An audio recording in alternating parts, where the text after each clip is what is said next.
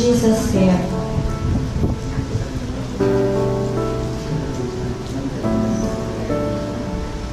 Nandyan po ang lyrics po sa ating mga program.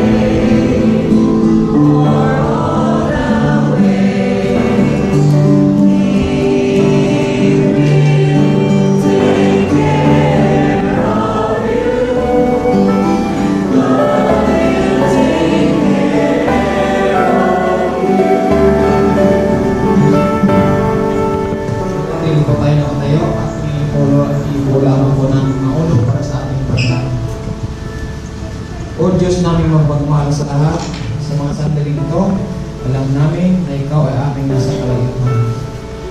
Ama, pagpalain na po ang programa ito na sa huling sandali ay makakasama namin si Sister Marie.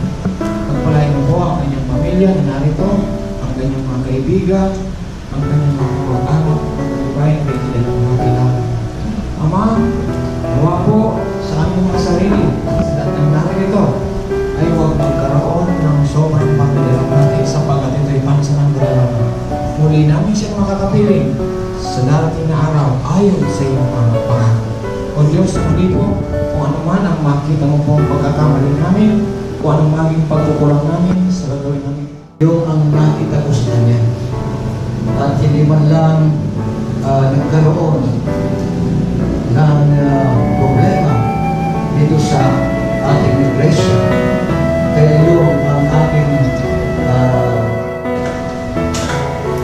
September, siyang 26, nang ipinanganak ang aming buling na si Maria Hilot Obligasyon.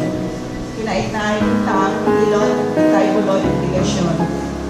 Dahil sa kahirapan, siya ay nanggo ng kanyang half-brother na si Dipontong Dionisio Obligasyon na nakatira sa Tagaytay, Kamalit Albay.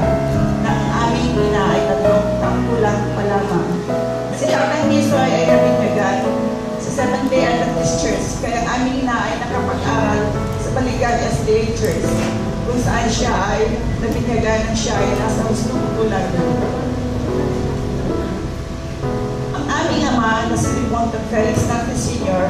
ay naging Adventist din nang nagkaroon ang Baligang Church ng evangelism sa Salgan. Ito ang naging daan ng kanilang pagkakilala sa isa't isa. Pagkakasal, tumira muna ang mag-asawa sa isang bahay kubo sa Salgan.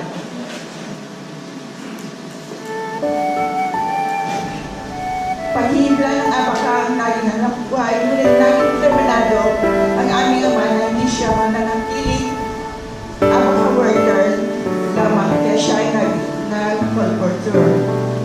Palipat-lipat sila sa ng tirahan para maghanap ng mapapagkakakitaan. Dahil sa hirap ng buhay, habang lumalaki ang kanilang pamilya, dito niya napag-isip-isip ang importansya ng edukasyon. Kaya naging determinasyon niya ang mapagtapos ang kanyang mga anak sa pag-aaral. Naging paboritong inaanak sa kasal ni Mr. and Miss Alburo ang aking mga magulang. Kaya ang papa namin ay tinuruan ng pag-retrato.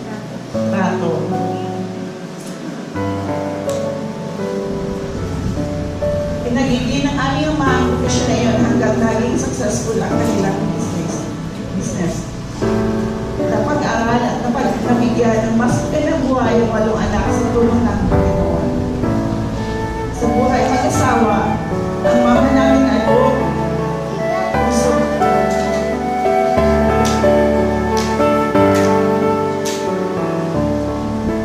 Ay buong puso tulungan ang aming ama sa aking mga challenges na kanyang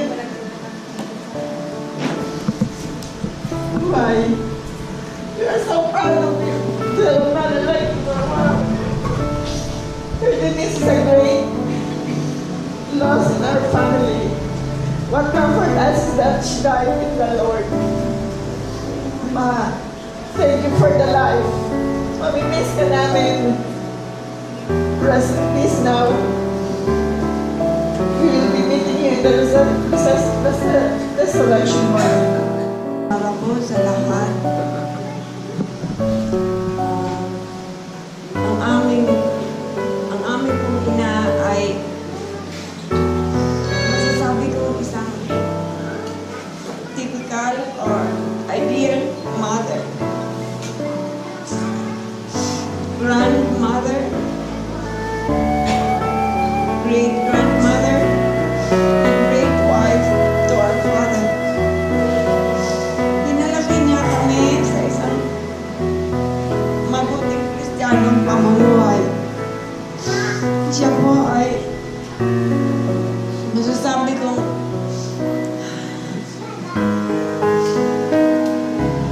pinakamabait sa lahat ng ina sa buong mundo. Mapagmahal sa mapagmahal sa kanyang mga anak, mga apo sa tuhod, at pinakamabait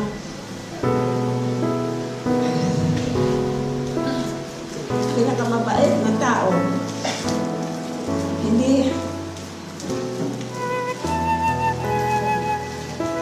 Hindi siya makipag-argue man lamang sa kahit kanino.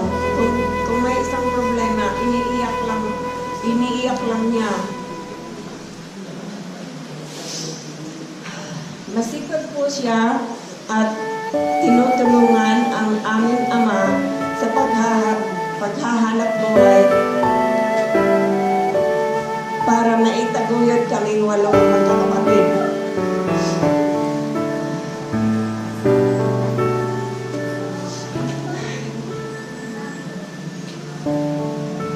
Natatandaan ko pa nung una,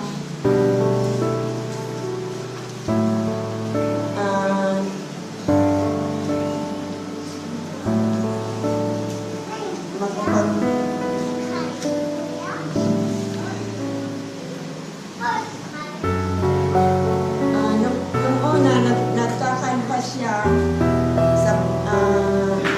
para makatulong sa hanap buhay ng aming ama.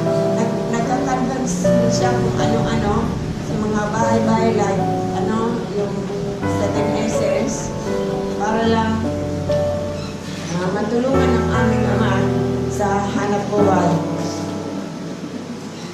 at maitaguyod kaming magkakapatid.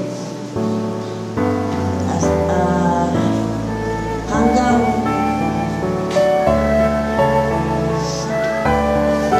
natuto ang aming ama laging patuloy pa rin siyang tumutulong sa aming ama. Siya naging receptionist at secretary, treasurer ng aming business. At pag wala ang aming ama, sumasabot din siya as photographer sa mga services ng binyagan or service.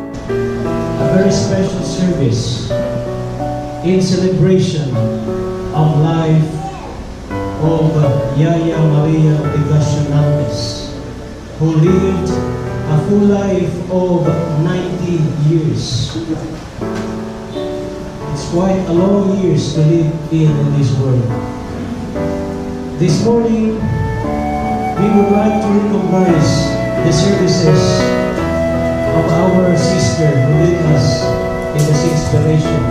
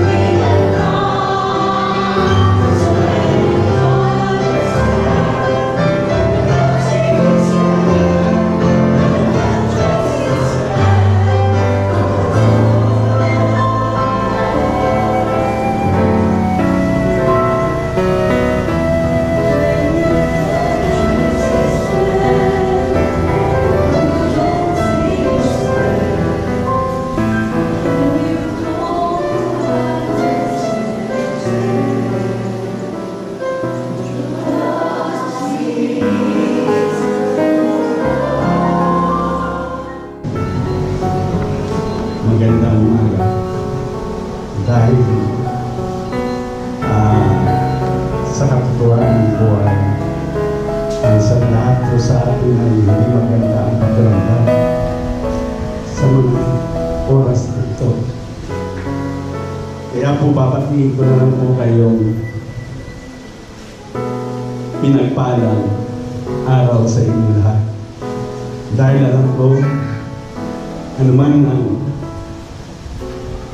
mga kalungkutan at paghihimagis na nangyayari sa ating buhay, tayo ay araw-araw nagpapala ng Diyos natin sa langit. Ang inyong lingkod po ay bunso sa magkakapatid, sa 8 magkakapatid. Ang inyong lingkod po sa ngayon ay 47 years old. Ako po ay nagkaroon ng pamilya sa loob ng 18 years old. Kaya kung ibabawas po natin ng 47 minus 18, magkakaroon po tayo ng 28 or 29. Sa mga taong ito na 29 years, ay doon ko po nakasama ang aking mga magulang na sila po ang umaagapay sa akin. Ang ating buhay po ay mayroong iba't ibang bahagi. Nag-umpisa po tayo sa pagiging musmos na kung saan ay wala pa tayo mga natatandaan hanggang sa magkaroon tayo ng mga edad na kung saan nare-retain na po ang mga memorya sa ating mga utak at doon po sa mga nanatiling memorya niyon na karanasan na kasama ang aking mga magulang ay doon ko po na tatandaan ang pagmamahal, ang walang kondisyon na pagmamahal ipinagkaloob sa akin ng aking mga magulang. Naalala ko noon, elementarya, buong Sa loob ng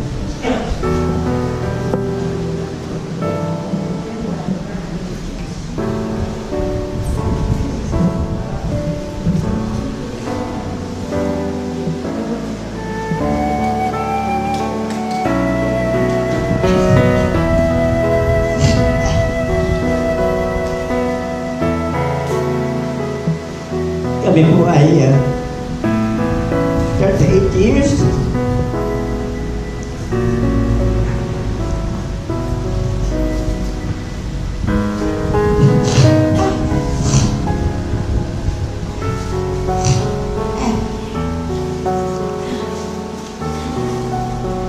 Dan 38 years kami magkasama ng aking asawa sa loob ng 38.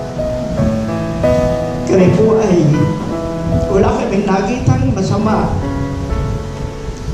na maghanap pala sa amin ang aming inang ito.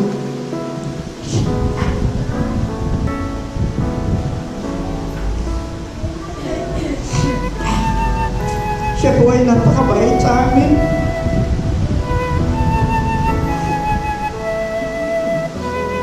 Pinapagkwento namin siya nung kami pumunta nga ng Misibis noon. Ikinukwento niya sa amin ang panahon ng hapon.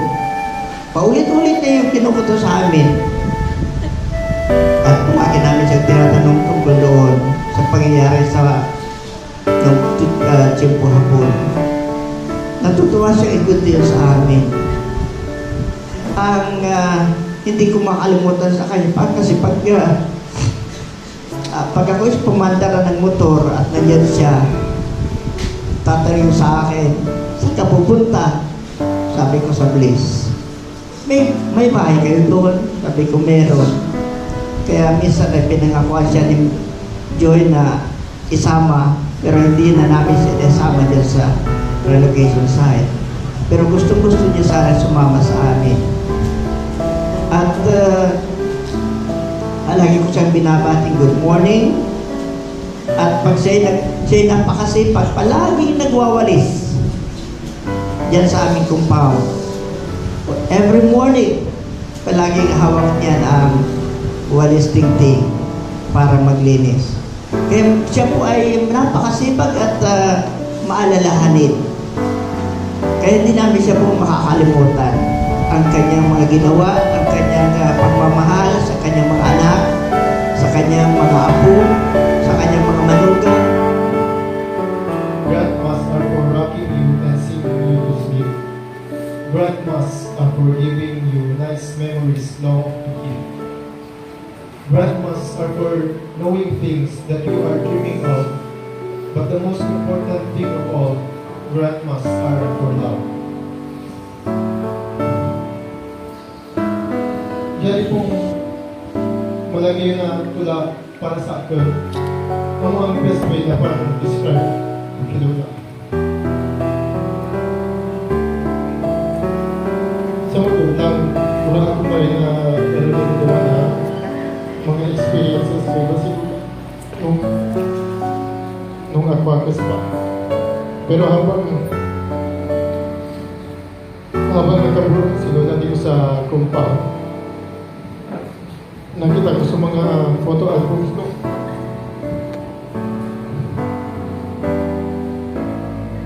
Nung pamilya namin, nakita ko dito sa mga pangyayari sa ato. Sa pamilya namin. Tapos nakita ko sa diri ko, baby pa ako, inalolo tapos lola. Dito sa nasa mga pictures niya, ito nakita ko sa pag-alaga, kinapagpadaba ni lolo tapos lola. Sa akin, pati na sa mga pinsan ko, sa mga pamangkin ko, pati na sa mga akas ng klase na mga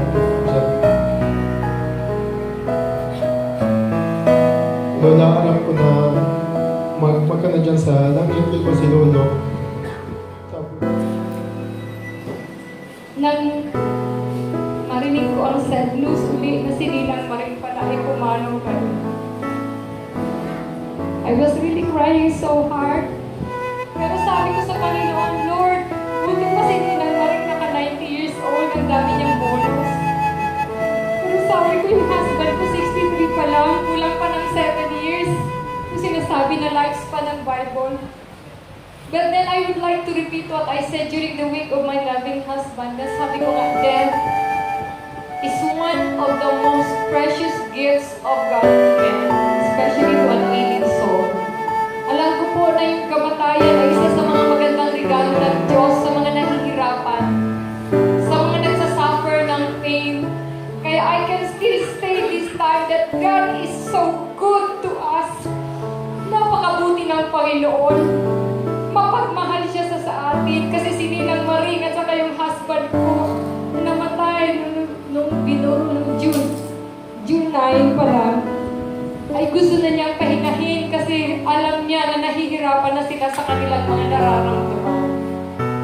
Ang last na memory namin dito ng mag-asawa ay pumunta kami sa kanyang birthday. Kailan yun, Ate June? Last September, masaya kami. Marami kaming pictures with her. At ang memories ko sa kanya sa church, palagi siyang nakasmile sa likod namin, nagbi-bless kami ng aking asawa. She's always very cheerful, very kind, at she's very thoughtful sa tutulan, generous. Kasi every December, meron po kami nakapalot na regalo galing sa kanya at kung buhay pa si Nino. Palagi silang may regalo sa akin na pag-asawa. Yan po ang ating mga memory. Alam mo naman po na very close ako sa pamilya nila Malo. Lahat ko sila mga friends. Halos yung mga anak nila ay mga inaanak ko rin sa kasal. Palit-palitan lang kami. So and above all, ang gusto kong maalala ninyo sa family ni Ninang Maring, ko na until her last breath, faithful siya sa ating Panginoon. Mahal niya ang ating Panginoon. At alam ko ay magkikita muli tayo when Jesus comes. So sana po ang legacy niya about faithfulness sa Diyos ay madala natin lahat. Tulad ng sinabi ni Darrell kanina, if we will remain faithful to Him, we will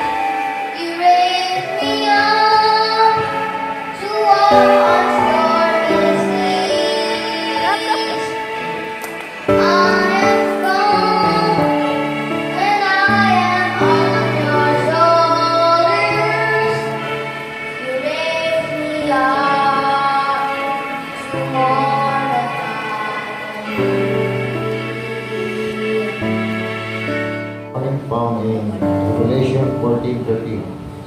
And I heard a voice from heaven saying unto me, Write, Blessed are the dead which die in the Lord for henceforth. He sent the Spirit, that they may rest from their labors, and their works do follow them.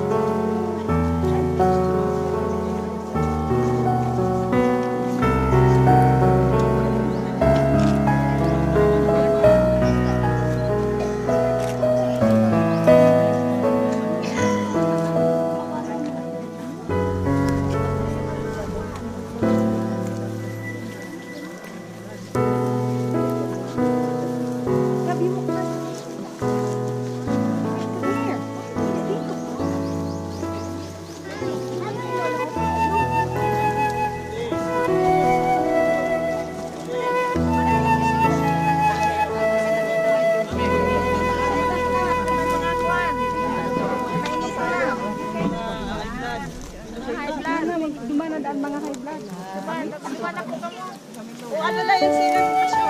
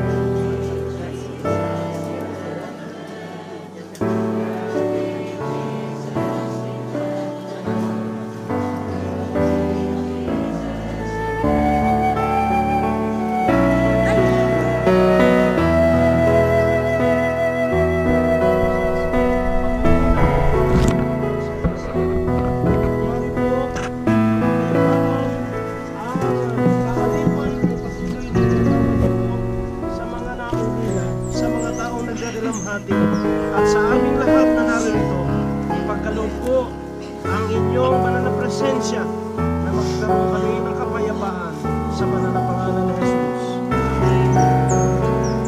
Magandang umaga po mga kapatid, bago po natin tawanan si Nanay Maring sa lugar na ito.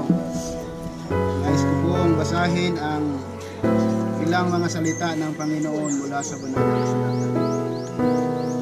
Psalm 30 verse 5. Ang wika dito, for his anger endureth but a moment. In his favor is life. Weeping may endure for a night, but joy cometh in the morning. Tayo po ay masasaktan, umiiyak tayo sa pagpanaw ng ating kapatid na ito. Ako po ay nagkaroon ng pribileyo na i-anoint ang kapatid na ito doon sa ospital. After several hours, siya po ay nagpahinga sapagkat tinilog ng Panginoon na siya po ay magpahinga na sa kanyang struggle sa buhay. Ang wika rito mga kapatid, joy cometh in the morning. Bakit po in the morning? Sapagkat ang sabi rito, the morning has its glories. It proclaims the dawn of a new day. It brings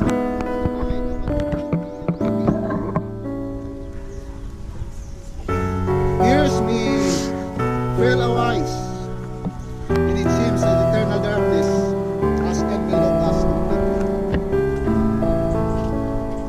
Hindi sabihin natin upang dito kanya hintayin sa iyong pagbabalik. Panginoon, ang aming pong dalangin, patuloy po siyang bantayan ng iyong banal na anghel upang sa iyong pagbabalik sa pagtunog ng iyong trumpeta, Isa siya sa mga mabangon sa lugar na ito upang salubungan ikaw sa mga lapaap ng langit. At kami rin, Panginoon, ay masayang sasalubong sa iyo kasama sa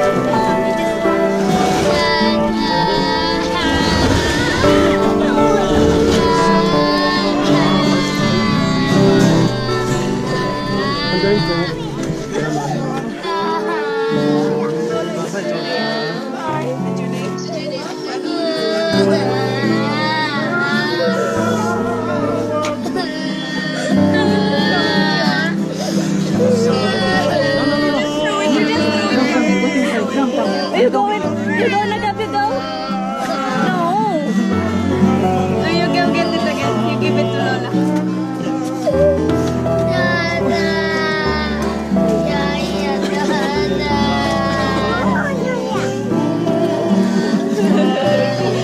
Bye-bye na, Lola. Bye-bye. Say bye-bye to Lola. Bye-bye to Lola. Yes, Lola.